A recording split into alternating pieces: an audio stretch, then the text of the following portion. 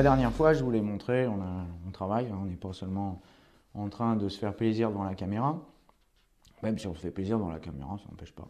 Mes chapitres, c'est stratégie de contenu, médias sociaux, le retour aux sources. Si vous avez lu À mon boss, les médias sociaux expliqués à monboss.com pour tous ceux qui auraient raté le train, eh bien, vous vous souvenez que le dernier chapitre, qui était en fait le fil rouge de tout le livre, c'est « Il n'y a pas de stratégie de médias sociaux ». Et donc, on va reprendre le bouquin exactement à cet endroit-là, parce qu'on a de la suite dans les idées, et puis qu'on ne va pas réinventer l'eau tiède, et puis parce que c'est le sujet fondamental, la stratégie de contenu. Alors, d'où ça vient? Comment ça marche? Est-ce que c'est nouveau? Quelles sont aussi les autres sources qui peuvent vous aider? Qui a fait ça dans le temps? Et puis, on va ici s'appesantir plus particulièrement sur les stratégies de contenu sur Internet. Alors, on aurait fait ça il y a 4-5 ans, on serait passé pour de dangereux anarchistes, parce que c'était, le contenu, c'est quand même quelque chose qui est un peu original. Aujourd'hui, c'est fini. C'est plus original. C'est quelque chose qui est rentré dans les mœurs. Donc aujourd'hui, on va expliquer pourquoi, comment, et en fait tout un chapitre, donc une section entière, pardon, excusez-moi, donc plein de chapitres, je sais plus combien, il y en a au moins 10 ou 15, parce qu'on ne les a pas encore tous écrits, sont dédiés au contenu sur Internet. Et donc vous allez avoir des points de vue à la fois d'Hervé et de moi, sur ce sujet-là, d'experts, des interviews de membres de Mediasis, et aussi nos amis Anthony et Stuart en Angleterre, qui sont des experts du contenu sur Internet et hors Internet, qui sont des gens qui viennent du milieu du journalisme, eh bien, vont aussi apporter leur éclairage avec une perspective B2B et internationale. Donc, à bientôt.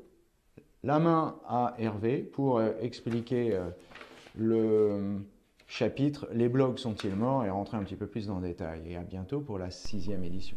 Yann, je crois que tu t'es emmêlé cette fois. Il doit te manquer quelques heures de sommeil. Ce n'est pas sur la mort des blogs que je parlais aujourd'hui, mais plutôt sur la mort des médias sociaux. Souvenez-vous, c'était vers la fin 2011, un article qui avait été publié et repris abondamment, et qui annonçait, comme ça de but en blanc, 2012, la fin des médias sociaux. Alors, effectivement, c'était une grosse blague. Nous étions loin de connaître la mort des médias sociaux.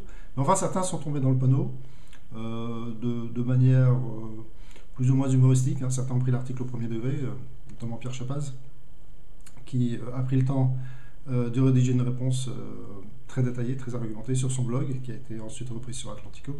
Effectivement, il ne s'agissait pas de dire les médias sociaux vont disparaître, mais plutôt de remarquer que 4 phénomènes étaient en train de se dérouler et qui pouvaient changer considérablement la donne sur les médias sociaux.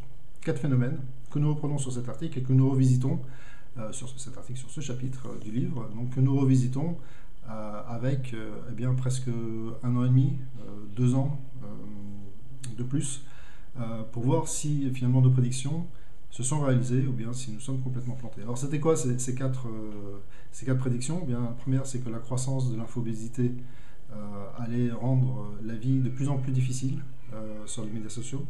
La seconde, eh bien, c'est qu'il y aurait une certaine lassitude des utilisateurs et qu'au final, on allait perdre finalement leur motivation. La troisième, c'était la convergence des plateformes qui fait que entre Facebook, Twitter, YouTube, Pinterest, Instagram, la plupart offrent finalement à terme les mêmes fonctionnalités. C'est du partage de photos, du partage de vidéos, des pages entreprises, et puis finalement un business model qui est basé pour tous sur exactement la même chose, la publicité. Et enfin, le quatrième point sur lequel on veut insister, c'est que finalement la socialisation du web ne passait pas fondamentalement par ces plateformes sociales mainstream, mais pouvait se réaliser sur les sites web des entreprises. Et donc pour mettre du social sur son site web, on n'a pas forcément besoin de se livrer pieds et poings liés à des partenaires comme Facebook ou Google. Bien, on revisite cet article. C'est un chapitre qui est abondamment détaillé, qui est très riche et que vous aurez le loisir de découvrir dans donc ce prochain ouvrage, La communication digitale, expliquée à mon boss. À très bientôt.